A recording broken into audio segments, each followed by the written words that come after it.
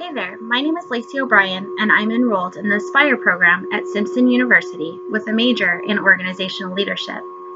Today we will be discussing families in transition, conceptions and misconceptions of how children are affected by divorce.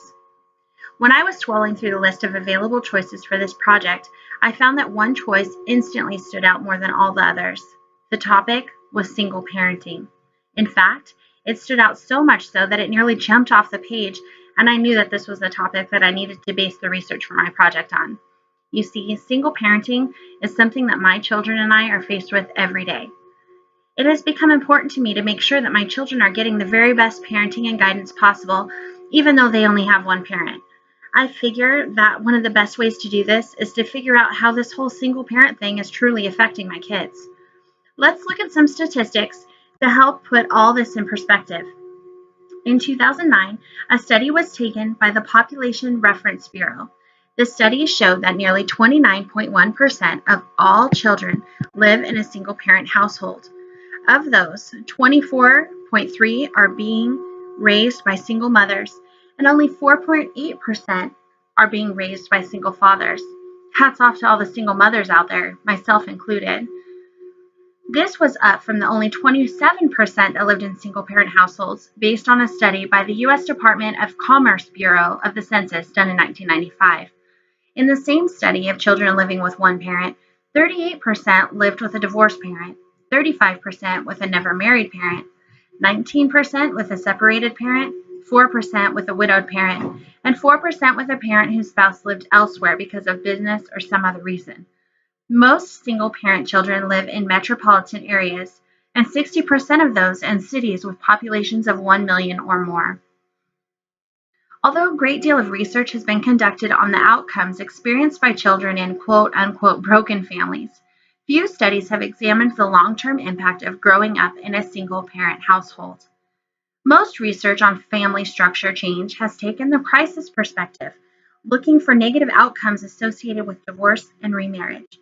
It is commonly believed that fatherless families are considered incomplete and are frequently seen as primary contributors to delinquency, poor academic performance, dropping out of school, negative relationships with parents, decreased self-esteem, sexual promiscuity, and welfare dependence. Wow, those are some pretty serious and scary accusations that seem to be based on incomplete research. Divorce research has sustained this negative impression of single parenting because its emphasis has been on children's adjustment to the stressors accompanying family transitions. Research on divorce focuses primarily on the difficulties encountered in the first few years after marriage dissolution. Family dissolution is typically characterized as a crisis with profound negative consequences for children as well as for their parents. Until quite recently, most researchers and mental health professionals have viewed the family as incomplete following divorce. This prevailing negative conceptualization has biased the current knowledge base about the impact of divorce on families because of its impact on the range of outcomes and mediators studied. In addition, examining the family's adaptation over time is crucial to understanding the long-term impact of family transitions and of single-parent status. It is commonly believed that divorce has a negative impact on children's cognitive performance.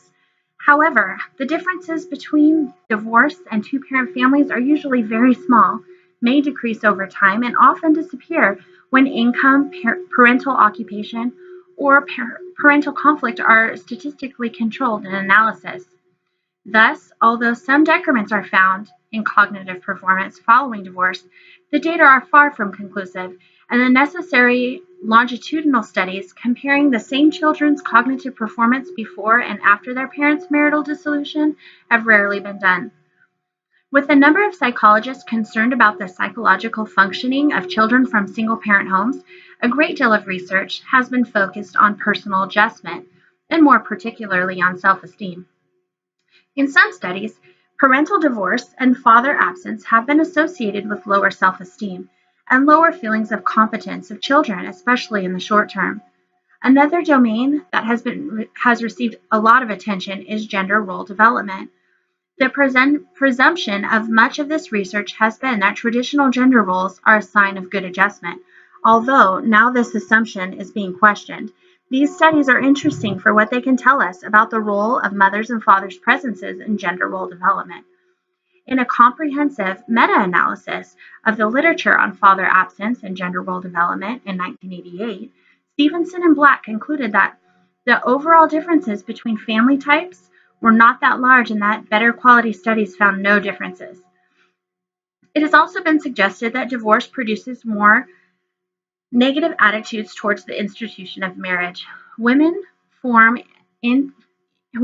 intact families have been found to have more positive attitudes about marriage and more negative attitudes towards divorce than those from divorced, separated, or reconstituted families.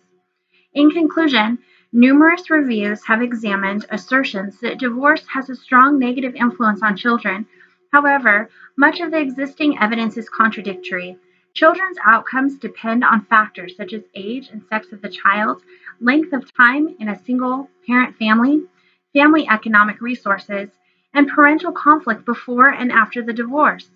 Individuals respond differently to marital dissolution, and the adversity commonly attributed to divorce is not inevitable. Although some children exhibit disruptions in development, others adapt with competence. Finally, even when reliable differences between family types emerge, it is not often clear whether these differences should be interpreted as positive, neutral, or negative outcomes. Thank you so much for your time today.